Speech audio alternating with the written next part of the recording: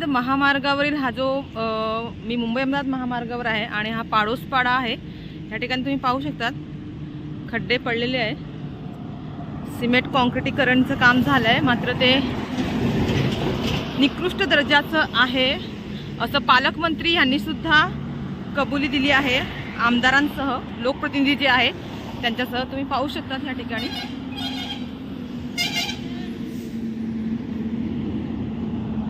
या ठिकाणी हे जे खड्डे पडलेले आहेत, गाड्या खूप फास्ट येतात त्याच्यामुळे थोडी भीती वाटते मला, पण तुम्हाला तरी पण मी दाखवण्याचा प्रयत्न करते। इथे जाऊ शकत नाही मी कारण की गाड्या खूप फास्ट येतात, पण बघा किती मोठा खड्डा झालाय। हा मुंबई अहमदाबाद महामार्ग पाडोसपाडा जवळ मी उभी आहे आणि ह्या ठिकाणी जे आहे खड्डे पडलेले आहे। मी कितीही साईडने चालते मात्र गाड्या एकदम जवळून जातात, त्याच्यामुळे हायवे हा अतिशय धोकादायकच वाटतोय।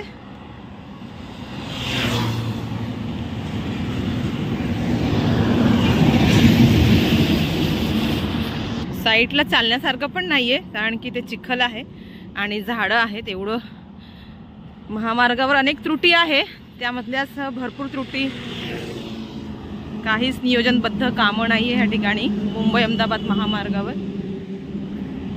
मुंबई अहमदाबाद महामार्गावर हलोलीची हद्द आहे। इथे समोर फूड हायवे हॉटेल आहे जोशी वडेवाले, त्याच्या समोर ह्या ठिकाणी तुम्ही पाहू शकता खड्डा, म्हणजे निकृष्ट दर्जाचं जे काम आहे ते ह्या ठिकाणी दिसत आहे। हे बघा, हे सिमेंट काँक्रिटीकरणाचं निकृष्ट दर्जाचं काम।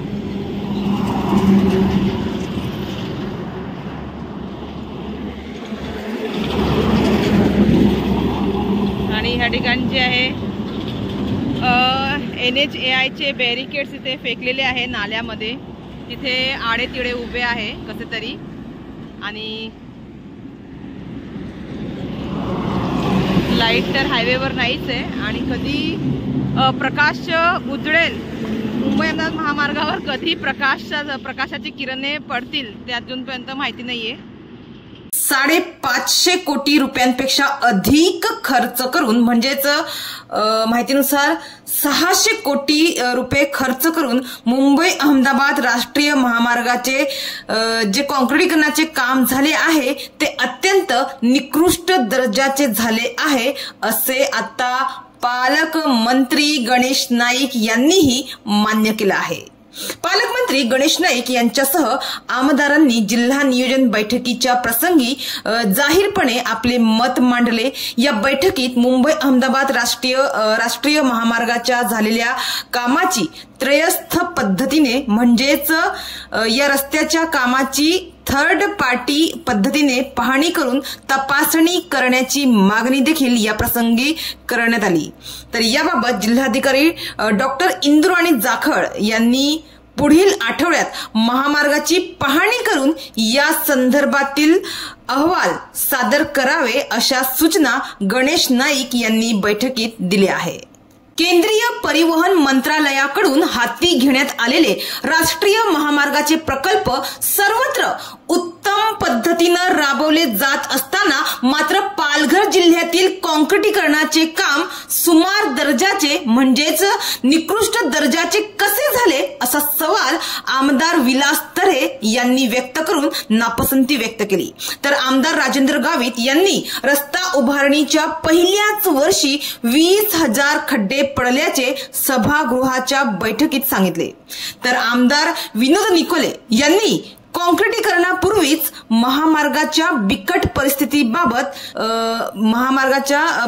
परिस्थितीबाबत सांगून येथील लोकप्रतिनिधींना विधिमंडळात प्रवास करताना अनेक अडचणीला सामोरे जावे लागत असल्याचे नमूद केले होते। तर इतर लोकप्रतिनिधींनी देखील महामार्गाच्या उभारणीत रस्त्याची पातळी राखली गेली नसल्याचे सांगितले होते. तसेच सध्याच्या अवस्थेबद्दल लोकप्रतिनिधींनी तीव्र नापसंती म्हणजेच नाराजगी व्यक्त करत या काँक्रिटीकरण कामाची तपासणी करण्याची मागणी केली आहे. एकंदरीत या संदर्भात आमदार महोदयांनी व्यक्त केलेल्या भावनांशी पालकमंत्री यांनी सहमती दर्शवत राष्ट्रीय महामार्गावरील काँक्रिटीकरण निकृष्ट दर्जाचे झाल्याचं मान्य केलंय.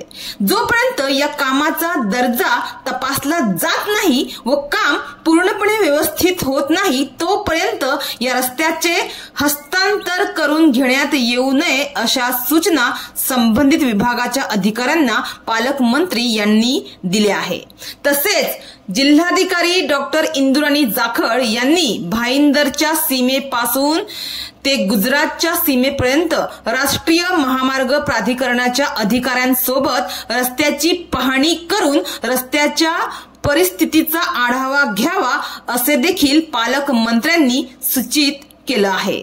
मात्र 600 कोटींच्या कामाची चौकशी होणार का? कामात बेजबाबदार असलेल्या NHAIच्या अधिकाऱ्यांवर कारवाई होणार का?